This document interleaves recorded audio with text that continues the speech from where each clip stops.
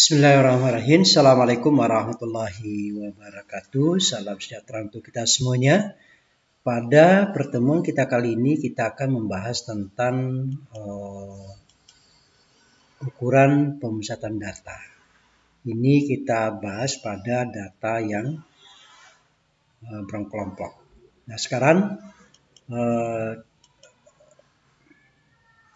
misalnya ini diketahui data, ini ada data seperti ini. Nah, ini ada datanya. Nah, ini data. Nah, data ini kita ingin buat tabel. Ya, nanti data ini kita muat dalam bentuk tabel.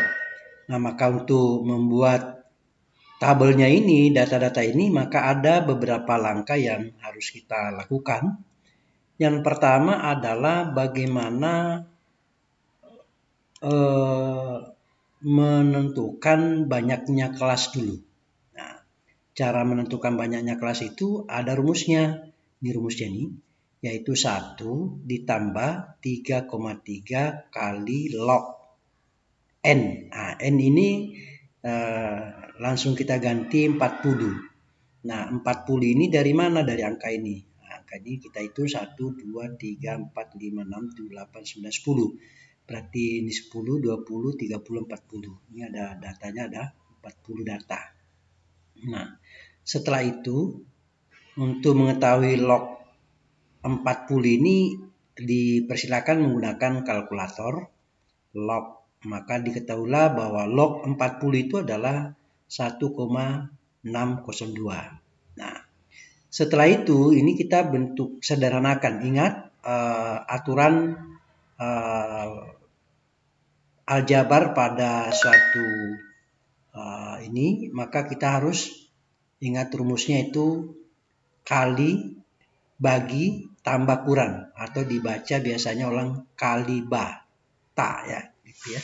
Jadi jangan 1 ditambah 3,3 ini lalu dikali ini, tidak. Itu harus kita kembali kepada aturannya. Berarti 3,3 dikali 1,602. Nah, hasilnya seperti ini. Lalu kita jumlahkan angka 1. Berarti sama dengan 6,286. Nah, ini sudah banyaknya kelas. Nah, ini kita bisa menentukan bahwa banyaknya kelas itu ada 6. Ya, ada 6. Nah, ada 6. Nah, setelah langkah ini, maka menentukan langkah selanjutnya adalah bagaimana menentukan panjangnya kelas atau interval kelas. Ada rumusnya. Nah, seperti ini. Ini rumusnya. Yaitu nilai maksimum dikurangi dengan nilai minimum lalu dibagi panjangnya kelas. Nah, ini. Nah, nilai maksimum dari data ini kan adalah 98. Lalu dikurangi dengan nilai yang terkecil 39. Nah, lalu dibagi dengan 6. 6 ini dari mana? Dari banyaknya kelas. Ya, dari banyaknya kelas. Oke. Nah, setelah itu ditemukan banyaknya kelas, maka kita sudah ada tahu bahwa banyaknya kelas itu ada 6, panjangnya kelas itu sama dengan ini sama dengan 9,833. Nah, 9,8833 ini kita bulatkan aja menjadi 10.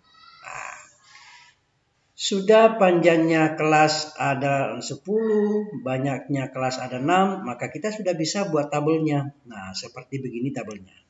Nah, ini kita buatkan tabelnya seperti ini. Nah, angka-angka ini dari mana? Yaitu untuk frekuensi ini, ya, untuk frekuensi ini ya lihat tadi data yang tadi yaitu 39 sampai 48 dicari. Nah, ketika dicari angka-angka yang ada di dalam 39 sampai 48 itu hanya ada 3 angka. Nah, ditulislah 3 angka di sini.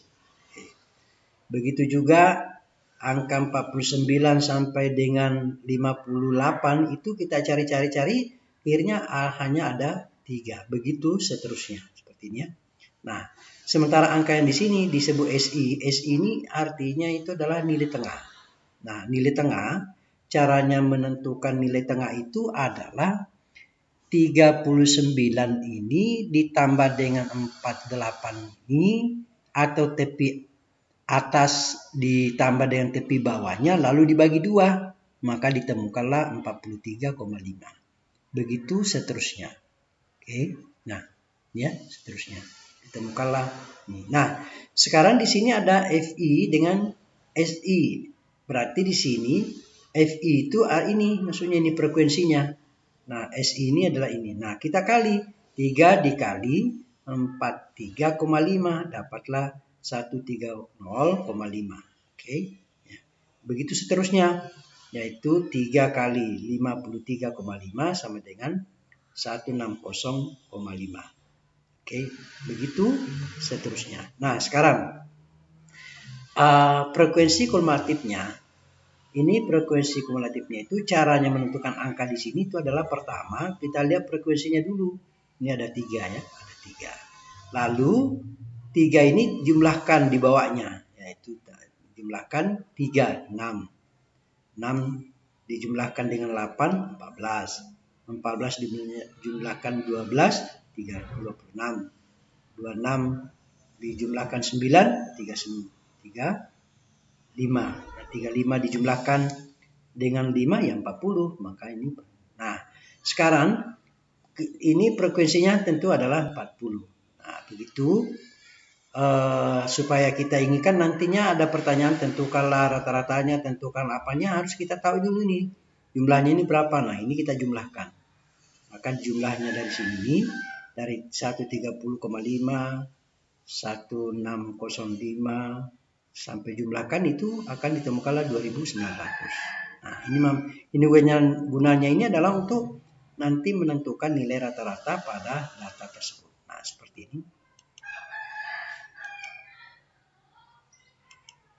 Nah, ini tentukan nilai rata-rata dari data berikut tadi ya. Maksudnya tadi kan. Nah, ini dia. Nah, ini rumusnya. Nilai rata-rata itu ini X bar ini dibaca X bar. Ini ada garis di sini.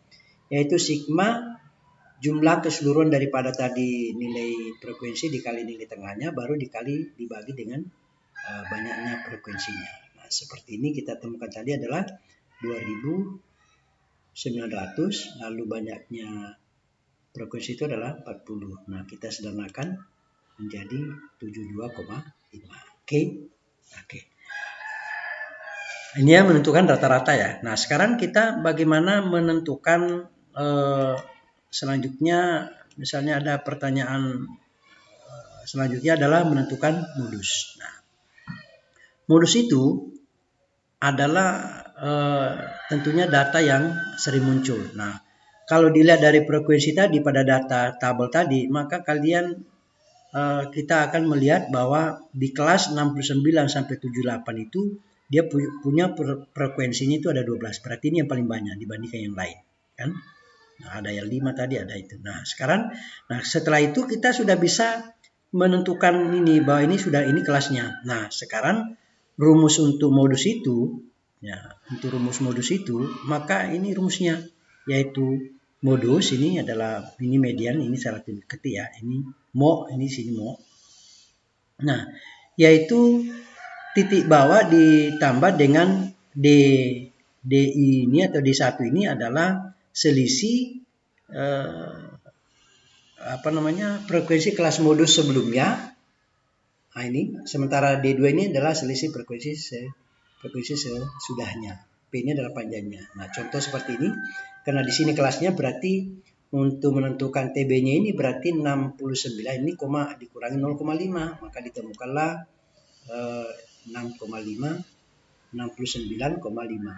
Nah, sementara DI-nya ini kan tadi selisihnya kan. Nah, sebelum kelas modus itu 4 ya. Nah, sesudahnya adalah 3 selisihnya. Nah, panjang kelas itu adalah 10. Nah, kita harus kembali kepada tadi yang itu ya. Nah, kita sederhanakan ini, maka kita temukanlah hasil sederhananya itu adalah 74,214 ini adalah modus ya, ini ya, diganti me ya modusnya. Oke.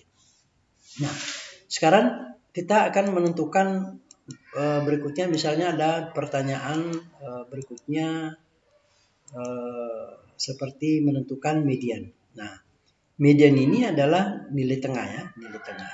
Nah, dari data tadi kita melihat bagaimana menentukan nilai tengahnya itu. Pertama kita dulu harus bahwa setengah itu kali n. N itu nanti datanya. Nah, jadi kalau begitu n-nya tadi kan ada 40 ya, ada 40. Nah, seperti ini. Maka 40 dibagi 2 sama dengan 20. Nah, 20 ini berada di mana? Ya, berada di mana pada pada tabel tadi. Nah, kita lihat tabel tadi itu berada di kelas ini. Nah, 69,69 sampai 78. Nah, berarti kita sudah bisa menentukan frekuensi kumulatifnya. Nah, frekuensi kumulatifnya itu kan frekuensi kumulatif sebelumnya, kan? Nah, itu nanti dilihat di datanya kembali di tabelnya itu. Maka ditemukanlah karena 20 setengah n ini 20. Nah, frekuensi kumulatif sebenarnya kan 14 ya. Nah, sementara frekuensinya adalah 12. Panjangnya kelasnya adalah 10. Nah, kita sederhanakan, maka ditemukanlah nilainya seperti ini. Nah, oke ya. Sekarang kita menentukan kuartil. Menentukan kuartil, maka misalnya ini ada pertanyaan kuartil, tentukan kuartil 1. Nah, kuartil 1 itu kan 1/4 n. Nah, maka n ini kita ganti dengan tadi jumlah datanya ada 40. Nah, kita jual 40. Nah, berarti dia berada di 10 ya. Nah, berarti angka 10 ini pada frekuensi kumulatifnya itu di mana? Nah, ternyata berada pada kelas 59 sampai 68. Nah, rumus kuartil itu untuk kuartil 1 yaitu Q1 TB. Nah, ini seperti ini. Nah, tinggal ini kita cari nilai-nilainya, angka-angkanya ini. Nah, tadi 1/4 ini sudah ada 10 ya. Nah, sekarang ini frekuensi dikurangi dengan frekuensi kumulatifnya. Ini ada 6 ya. Frekuensi di atasnya ya. Di atasnya. Nah, sementara ini frekuensinya adalah 8. Ini kembali ke data tadi, data tabelnya tadi. Nah, harus diingat ya tabelnya tadi. Nah, dari ini kita sederhanakan, maka ditemukanlah nilainya seperti ini. Ya, 63,5. Jadi harus ingat tabelnya ya. Nah, selanjutnya kalau misalnya ada pertanyaan, tentukanlah kuartil 3. Nah, kuartil 3 ini secara tulisnya ini seharusnya di sini 3 ya. Ini sebenarnya 3 ya. Ini seharusnya di sini 3 ya, makanya 3/4 n. Ini namanya kuartil 3. Seharusnya di sini angka 3 ya. Berarti 3 kali 40 sama dengan 120 dibagi 4 ya. Dibagi 4. Maka kuartil 3 ini diganti Q3 ini ya, sini bukan Q4 ya. Nah, angka 3 ini berada di mana pada frekuensi kumulatif pada tabel tadi? Maka kita temukan dia berada di kelas 79 sampai 88. Maka kita bisa tentukan ini diganti ya, nanti ya diganti ini dimasuknya ini Q3 ya.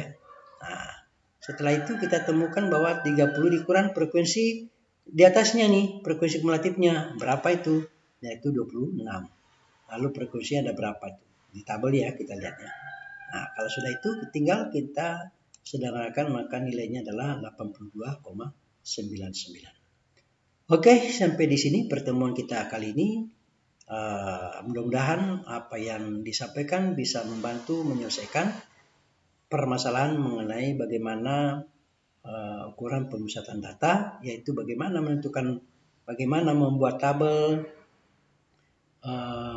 lalu bagaimana setelah tabelnya, bagaimana menentukan rata-rata, bagaimana menentukan modus, median, dan kuartilnya. Ya, seperti tadi ini jalan. Maka untuk lebih memahami nanti disilakan untuk senantiasa berlatih dan berlatih.